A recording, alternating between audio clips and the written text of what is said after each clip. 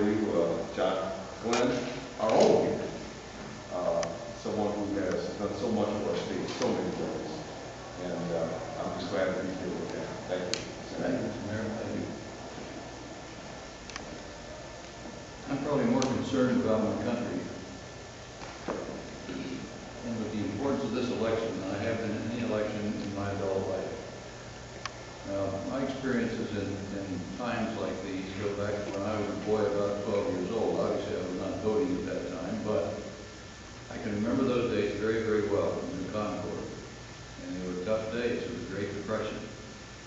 And Roosevelt was talking about we have nothing to fear but fear itself, putting together government programs. It literally saved our home. I remember one of the most memorable conversations I ever heard from my dad and mother were when they were talking and sitting at the kitchen table, and I had finished and gone in the other room, but I could overhear them. My dad was saying we were going to lose the house, lose the home.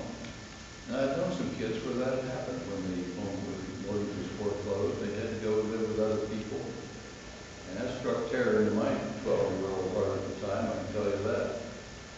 And so I really feel that the important issue this time is not just FHA and not just home foreclosures, but I see the economics of the country and the different approach that the candidates have this time as being the overriding thing in this campaign.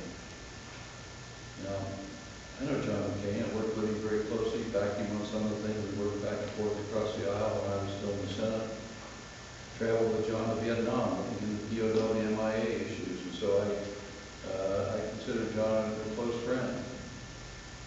But when it comes to this election, we're not, as the mayor said, we're not looking back. We're looking forward. It doesn't make any difference how much of a hero John may have been in the past. It gives you some credentials, it's for sure, and should.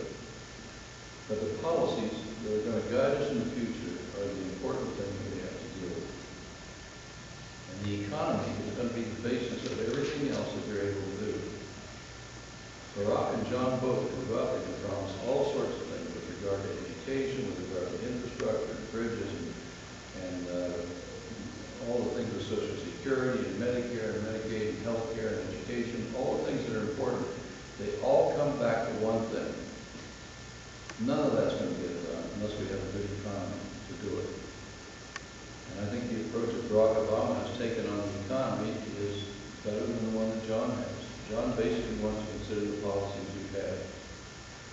And Barack says if you've got a deep hole you're in, I don't want to see the shovel just pass to somebody else to dig that hole even deeper.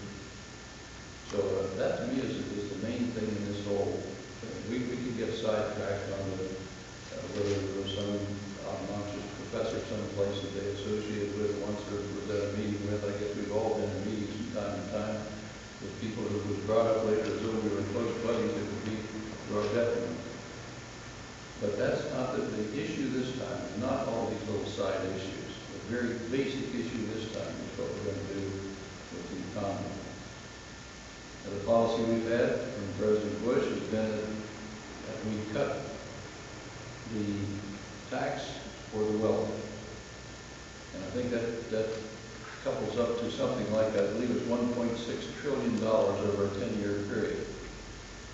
John wants to continue that next year, but it automatically runs out unless it's approved to go ahead. And Barack wants to take that same amount away from those people that have it there, not extend the tax next year, but apply that to the middle class, where it will get spent more rapidly, be more of a